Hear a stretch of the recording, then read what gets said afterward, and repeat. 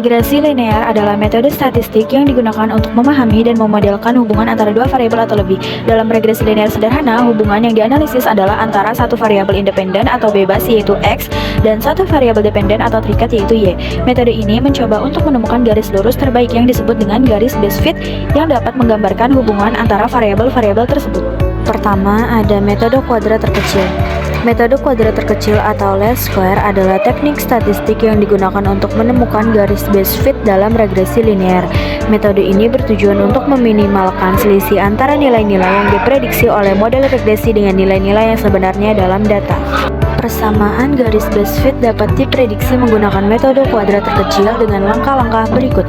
Ada 3 langkah. Yang pertama yaitu menentukan persamaan perkiraan garis regresi atau menentukan dietopi. Yang kedua menentukan jumlah kuadrat residu atau selisih antara nilai yang diamati. Yang ketiga menentukan nilai residu terkecil.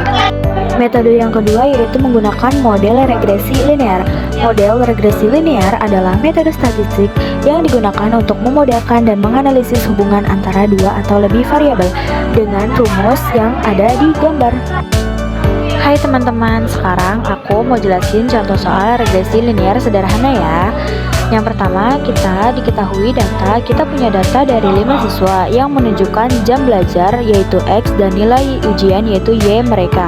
Contohnya, siswa pertama belajar 2 jam, dapat nilai 65, siswa kedua belajar 4 jam, dapat nilai 70, dan seterusnya sampai siswa kelima belajar 10 jam dan dapat nilai 95.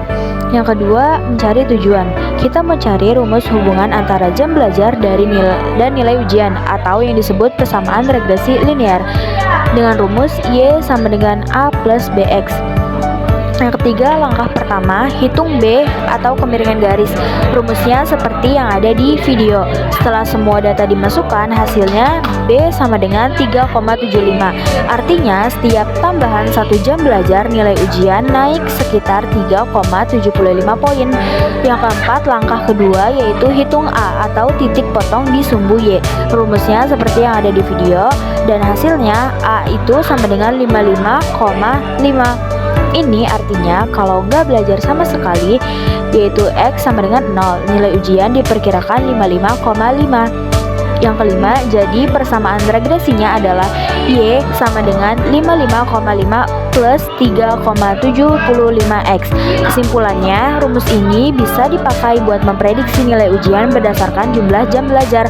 Misalnya, kalau ada siswa belajar 6 jam, nilai ujiannya bisa diperkirakan Y sama dengan 55,5 plus 3,75 dikali 6, yaitu hasilnya 78. Jadi, makin banyak belajar, makin besar kemungkinan nilai naik. Tapi tentu aja ini cuma model prediksi ya, tetap tergantung usaha masing-masing. Yang B itu ada analisis korelasi. Analisis korelasi adalah teknik statistik yang digunakan untuk mengukur dan menganalisis kekuatan serta arah hubungan antara dua variabel. Korelasi membantu kita memahami sejauh mana dua variabel berubah bersama-sama dan apakah perubahan dalam satu variabel berkaitan dengan perubahan dalam variabel lain. Di soal tersebut, gurunya ingin tahu apakah jam belajar berpengaruh dengan nilai ujian matematika siswa. Langkah yang pertama yaitu lihat data yang dikasih. Kita punya data 5 siswa, masing-masing ada jam belajarnya yaitu X dan nilai ujiannya yaitu Y. Contohnya, siswa A belajar 2 jam, nilainya 65, siswa E belajar 10 jam, nilainya 95. Semakin lama dia belajar, nilai ujiannya juga makin tinggi. Tapi kita harus buktiin ini pakai hitungan. Langkah yang kedua yaitu hitung tambahan kolom. Biar bisa ngitung korelasinya, kita harus tambahin kolom-kolom kayak X kuadrat dari jam belajar, Y kuadrat dari nilai ujian, X dikali Y, hasil kali antara jam belajar dan nilai ujian. Terus jumlahin semua datanya. Total X-nya yaitu 30, total Y-nya yaitu 390, total X kuadrat 220, total Y kuadrat 31.000, total X dikali Y 2.490. Jumlah datanya yaitu 5. Langkah yang ketiga, masukin ke rumus Pearson. Rumusnya kayak seperti di video ya. Lalu masukin angkanya satu-satu. Langkah yang keempat, hitung hasilnya. Setelah dihitung hasilnya R sama dengan 0,984. Kesimpulannya, nilai R sama dengan 0,984, artinya hubungan antara jam belajar dan nilai ujian sangat kuat. Semakin rajin atau makin lama belajar, maka kemungkinan besar nilai ujian makin tinggi. Jadi jam belajar memang ngaruh banget ke hasil ujian. Materi yang kedua yaitu koefisien determinasi.